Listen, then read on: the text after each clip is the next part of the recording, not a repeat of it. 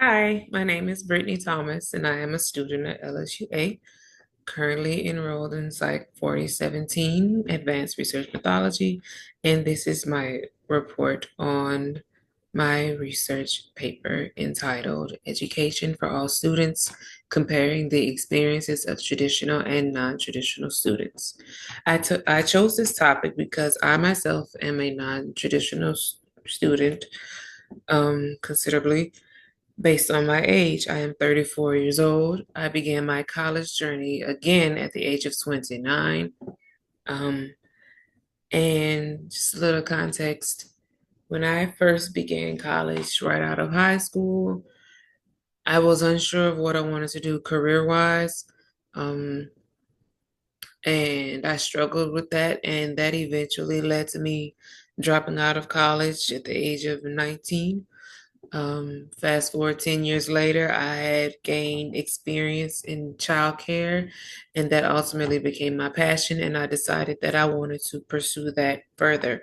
So eventually, I plan to teach in a public school setting, and hopefully continue my education to where I can become a school counselor. So let's get into this report. Abstract. My aim in this study was to find similarities and differences in experiences as it pertains to traditional and non-traditional college students. Once again, I did begin as a traditional college student, so I did have some experience in that area, as well as now being a non-traditional student where I also still have experience in that area. So what classifies as a traditional college student? Usually, we classify traditional college students as those becoming fresh out of high school, typically between the ages of 18 to 23, with a stretch of 25, depending on what they're majoring in college. Um, and the non-traditional students will be anyone above those ages. And it could literally be anyone above those ages because we now see people deciding to further their education now at the age of in their 60s, in their 70s, even in their 80s. There was a study of one woman who actually graduated at 99 years old. Amazing. But for this study, there was a total of 72 students, 71 female and 2 male, and 3 non-binary. Um, The hypothesis was traditional and non-traditional students experience the same amount of social support and share similar beliefs when it comes to self-efficacy. I believe that social support as a college student in general is very important because being a college student can be mentally draining for anyone. And I wanted to see whether or not that mental drainage stretched far beyond those early college years and into those later college years. Typically meaning younger students and older students basically experience those same types of emotions and types of support and type of self-awareness in each age group.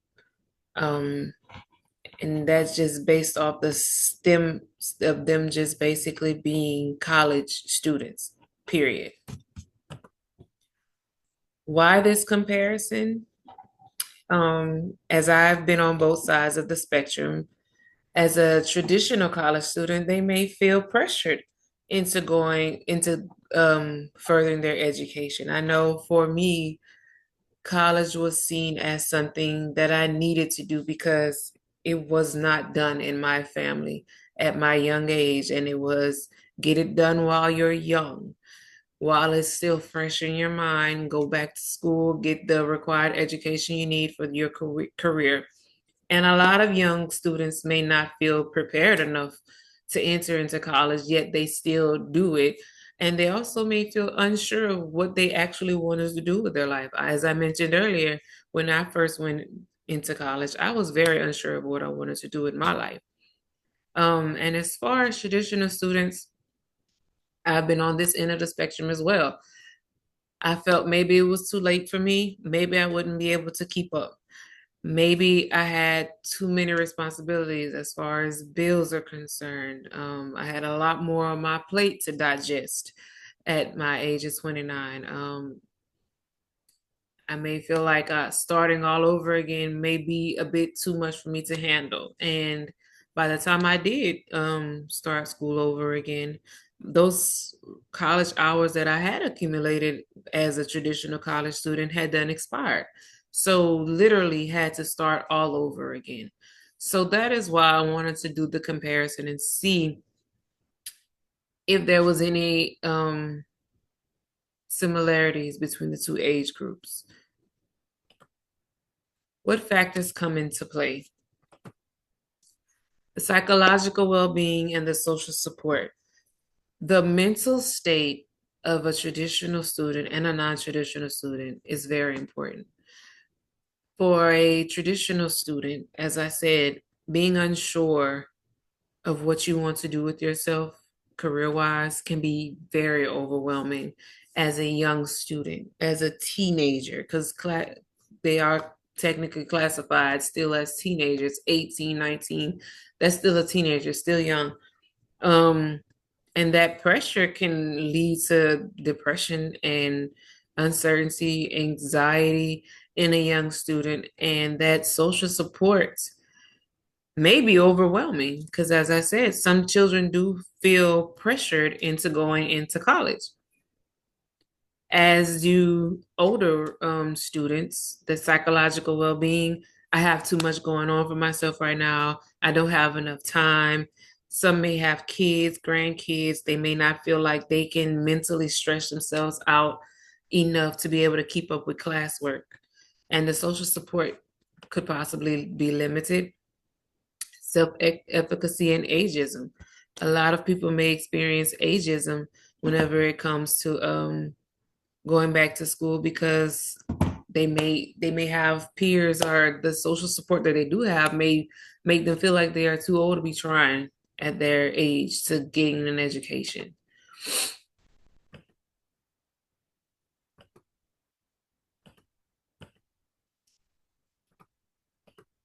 So who are our participants? Our participants were grouped into two age groups based off those who were enrolled in Psych 3017 and Psych 4017. Group one age group was ages 18 to 15, that early age of college years, and group two was ages 26 to 54. This study mostly focused on age versus sexual orientation or ethnic background. However, those factors did come into play whenever forming hypotheses. Um, the materials used were three questionnaires, one for social support, one for self-efficacy, and a stress test. Social support just wanted to basically figure out where was the support coming from, who had that support, whether it's from family, friends, associates, etc. Our self-efficacy questionnaire was true, based on true or false. It was more so how the students felt about themselves as college students, what they felt were their strengths and their weaknesses. And the stress test was just that. How do they handle the stress? How do they manage it? How likely are they to become more stressed throughout these college years? This design was correlational. Um,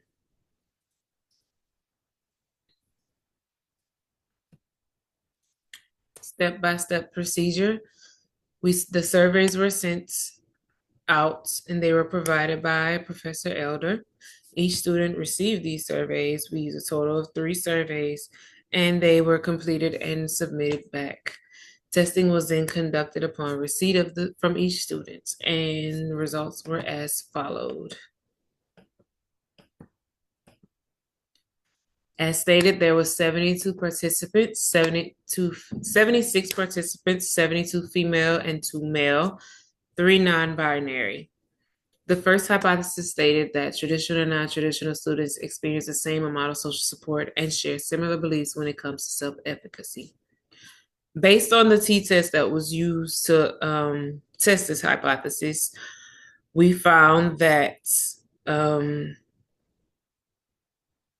the results were significant. If you look at the chart shown below, the orange represents non-traditional students and the blue represents traditional students. The orange shows a greater deal of low support whenever it comes to social support and self-efficacy. We see that on the chart for non-traditional students, this tends to be lower based off of the participants. Um, our traditional students had more conclusive results. They had a bit more balance in their results, but our non-traditional students, the results were more staggered. Our hypothesis number two was whether non-traditional students are not afforded the same amount of social support as traditional students are, and that self-efficacy is slightly diminished due to stereotypes of a person's ability due to age. The results return negative, and which indicates inconclusiveness. Therefore, we must reject this hypothesis because it wasn't enough information to be based on testing this hypothesis of whether or not it was true. If we look at the chart, each group was pretty much staggered, and you really couldn't tell whether or not they met the standards of this hypothesis or not. And this one was also tested with the t-test. Hypothesis number three is traditional students experience less social support due to their beliefs, environment, and ethnic background. Again, I want to say that ethnic background was not a big factor, but it was a hypothesis that was formed based off of the information given. It proved significant for social support in non-traditional students. When it came to ethnicity, it was greatly staggered, and social support in group one, it was moderately staggered. Moving forward, I think further testing of the subject and better formed hypothesis would do this particular study a great deal of justice. This being my first time, I was not really prepared and a little unorthodox, and well, not unorthodox, but a little unaware of how to exactly go about doing these types of tests. A wide variety of participants of, and I think ethnic background would play a better part in this study as well. And possibly creating a platform where both parties, both age groups can actually sit down and talk to one another. A lot of the research that I found for this particular investigation was based off of surveys and testing done by different researchers. But I think an open discussion between both parties and both age groups would do this type of research a lot of justice. It would open the floor for a lot more questions to be answered, a lot more questions to be asked based off of age. And that is my presentation. Thank you for your time. Bye.